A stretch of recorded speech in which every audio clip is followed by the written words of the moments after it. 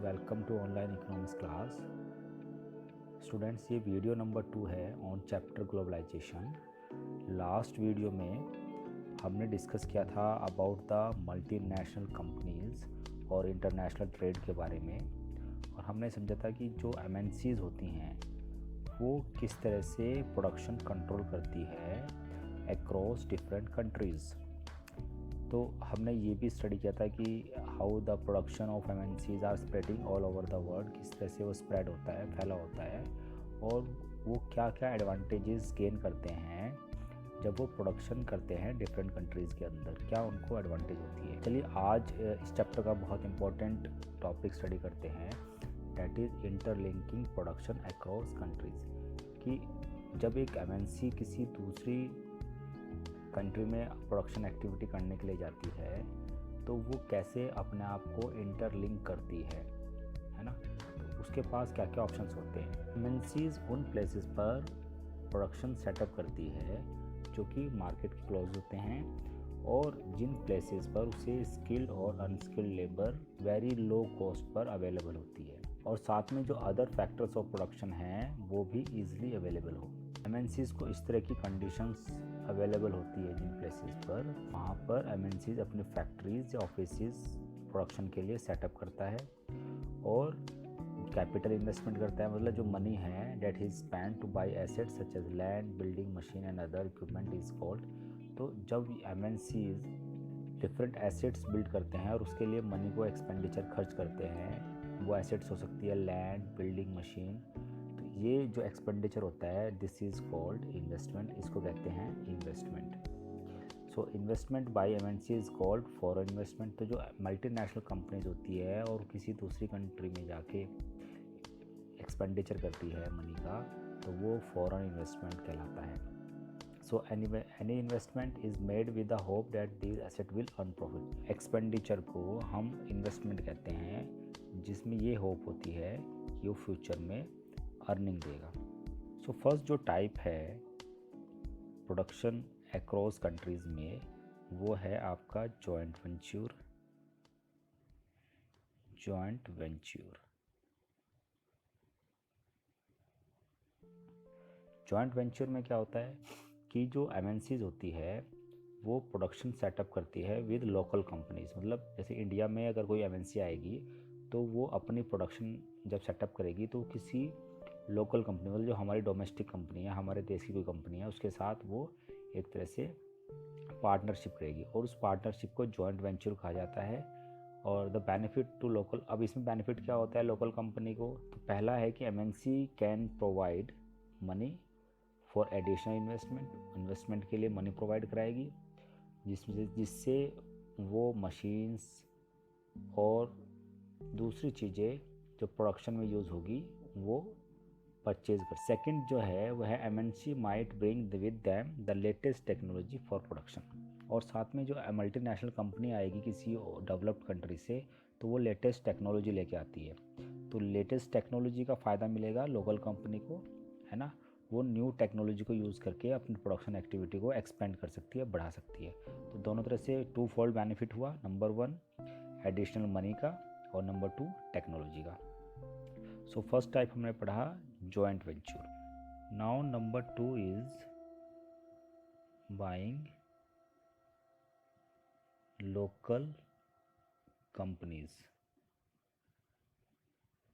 किसी local company को by कर लेती हैं एमएनसी, क्योंकि एमएनसी के पास बहुत ज़्यादा वेल्थ होती है, पैसा होता है, तो वो ईज़िली किसी भी डोमेस्टिक कंपनी को बाई कर लेती है, और उससे जो उसका ऑलरेडी बिजनेस है वो टेक ओवर कर लेती है।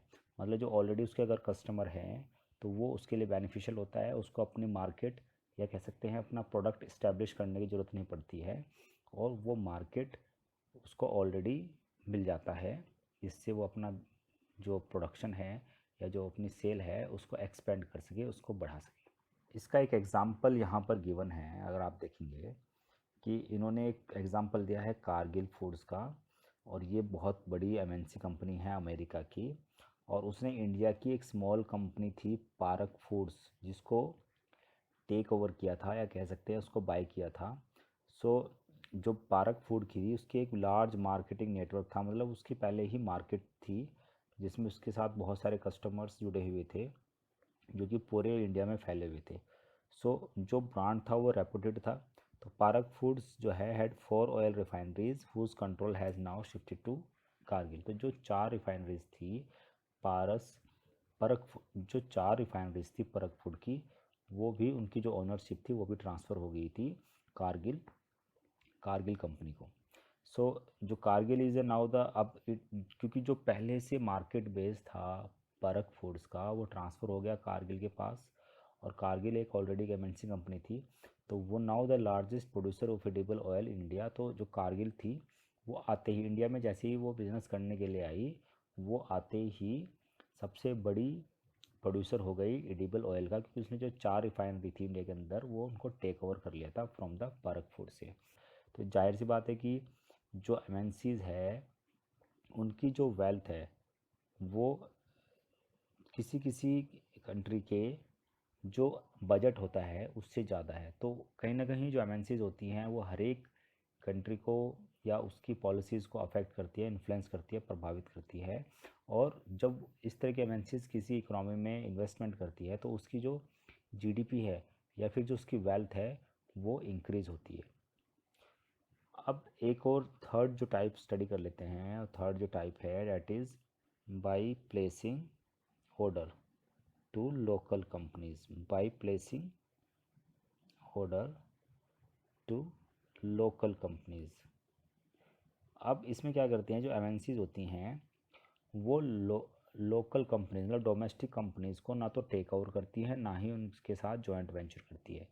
वो उनको कॉन्ट्रैक्ट देती है और एक तरह से ऑर्डर देती है, कॉन्ट्रैक्ट नहीं कहेंगे, ऑर्डर देती है कि आपको हमारे प्रोडक्ट के इतने पर्टिकुलर पीसीज को प्रिपेयर करना है इस टाइम तक, और साथ में उस प्रोडक्ट में जो रॉ मटेरियल यूज़ होता है वो रॉ मटेरियल भी प्रोवाइड कराती है। तो इस रॉ मटेरियल प्रोवाइड कराने से क्या होगा, तो जो क्वालिटी है उनके प्रोडक्ट की वो मेंटेन रहेगी। भाई जो जो रॉ मटेरियल और जिस तरह का वर्क होना चाहिए वो लोकल कंपनीज बना के देंगी, तो रॉ मटेरियल उनका है तो उससे इनकी जो क्वालिटी है वो अफेक्टेड नहीं होगी, साथ में जो स्टैंडर्ड है वो भी मेंटेन रहेगा।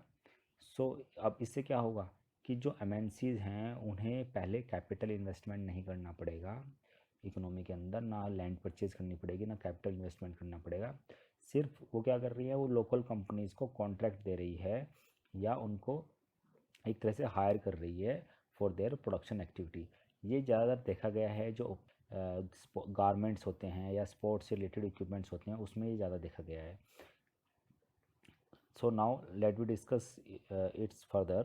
See, there is another way in which MNCs control production. Large MNCs developed countries place order for production with small producers. तो इसमें ज़्यादातर ये एग्जांपल दिया हुआ है, अगर आप देखें garments, footwear, sports item are example of industries where production is carried out by a large number of small producer around the world. The product are supplied to the MNCs which then sell them under their own brand. तो ये जो local traders होते हैं या local producers होते हैं वो उनको बिल्ड करते हैं, बाद में इनके ऊपर जो है ब्रांड नेम प्रेस किया जाता है, और जिससे जो एमएनसीज हैं जो जिनका प्रोडक्ट की डिमांड ऑल ओवर वर्ल्ड है वो इनको सेल करती है अपने ब्रांड के अंदर ऑन देयर ओन ब्रांड। यहाँ पर गिवन है on their own brand name. These large MNC have tremendous power to determine price, quality, delivery and labor condition for these distant product producers. अब जो ये MNCs होती हैं वो उनके पास ट्रिमेंडस पावर होती है टू डिटरमाइन प्राइसेस, अपने प्राइसेस को डिटरमाइन करने के लिए। क्वालिटी कैसे कंट्रोल होगी कि रॉ मटेरियल वही प्रोवाइड करेंगे डिलीवरी को लेके, और labour conditions for this distant producers.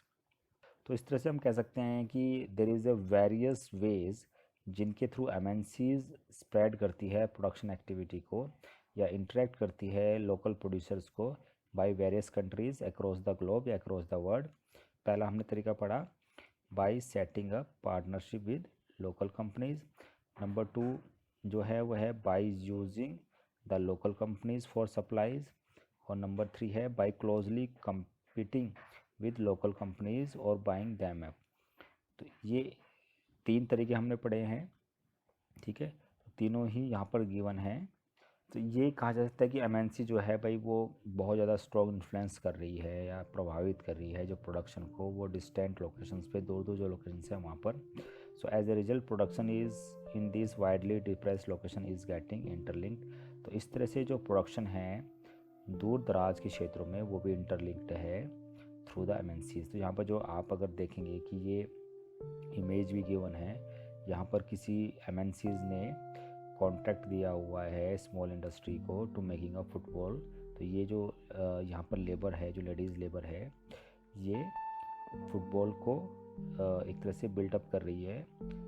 और जो ये मटेरियल है, रॉ मटेरियल कौन प्रोवाइड करा रहा है? ये एमएनसी ही प्रोवाइड करा रही है इनको, बिकॉज इस तरह से इनकी जो लेबर कॉस्ट है वो रिड्यूस हो जाती है, साथ में इन्हें अपने प्रोडक्शन को सेटअप करने की ज़रूरत नहीं पड़ती। मतलब प्लांट लैंड परचेज करेगी, फिर वहाँ पर रिक्रूटमेंट होगा, और रिक्रूटमेंट के बाद फिर उन लोगों को सैलरी देनी पड़ेगी, और तब जाके वो प्रोडक्शन कर सकते हैं। यहाँ पर कितना बेनिफिशियल है कि डायरेक्टली कॉन्ट्रैक्ट देते हैं, उस रिक्वायरमेंट को फुलफ़िल करते हैं।